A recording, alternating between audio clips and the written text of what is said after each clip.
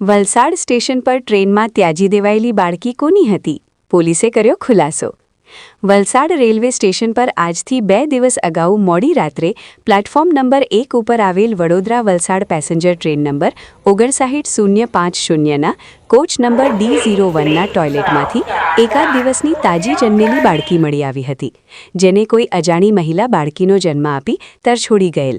અજાણી મહિલા વિરુદ્ધ ગુનો દાખલ કરવામાં આવ્યો હતો, જેમાં વલસાડ રેલવે પોલીસે ઝીણવટભરી તપાસ કરી માત્ર 48 કલાકમાં જ સમગ્ર ઘટનાને અંજામ આપનાર સુધી પોલીસ પહોંચી ગઈ હતી. આ અંગે રેલવે પોલીસના DYSP DH ગોરએ માહિતી આપી હતી. તારીખ 8/12ના રોજ સાંજના Valsad passenger train Valsad railway station ખાતે આવેલી, જે ટ્રેનના એક ડબ્બામાં ટોયલેટમાંથી બાળકી થેલીમાં મૂકેલી હાલતમાં મળી આવેલ, જે બાબતની જાણ GRP પોલીસ એટલે કે વલસાડ રેલવે પોલીસ સ્ટેશનને થતાં વલસાડ રેલવે પોલીસની ટીમ તપાસમાં લાગી ગયેલ હતી, જે બાબતે સરકાર તરફે ગુનો દાખલ કરવામાં આવેલો અને ત્યારબાદ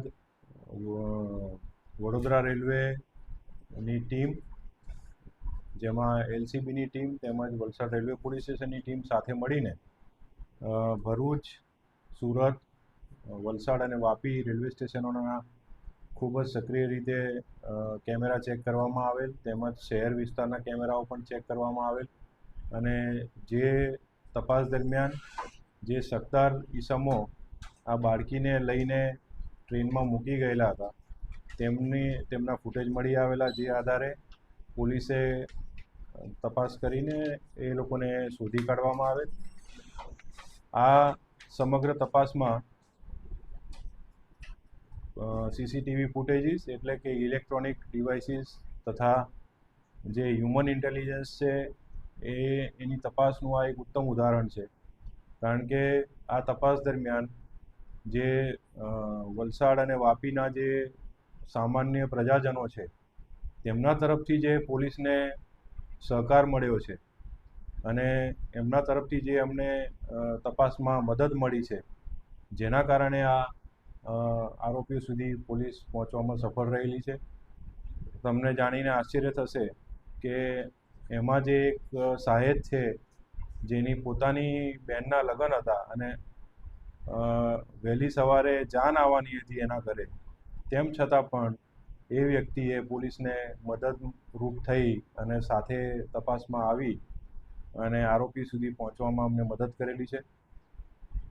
આવા જવાબદાર નાગરિકોની મદદથી અને પોલીસે તપાસ યોગ્ય દિશામાં કરી આરોપીઓને પકડી પાડવામાં આવેલા છે. આ બાબતે જે ગુનો દાખલ થયેલ છે એમાં આરોપીઓની ધરપકડ કરી ધોરણસર આગળની કાર્યવાહી કરવામાં આવી રહી છે.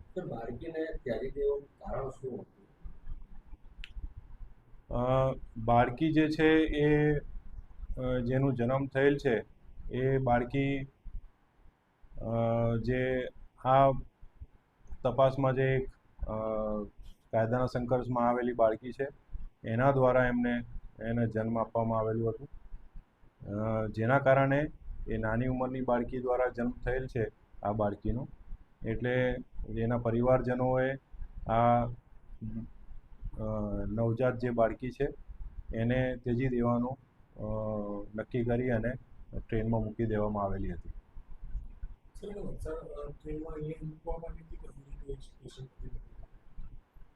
ચાલુ ટ્રેન દરમિયાન એને આ લોકોએ મૂકવામાં આવી છે.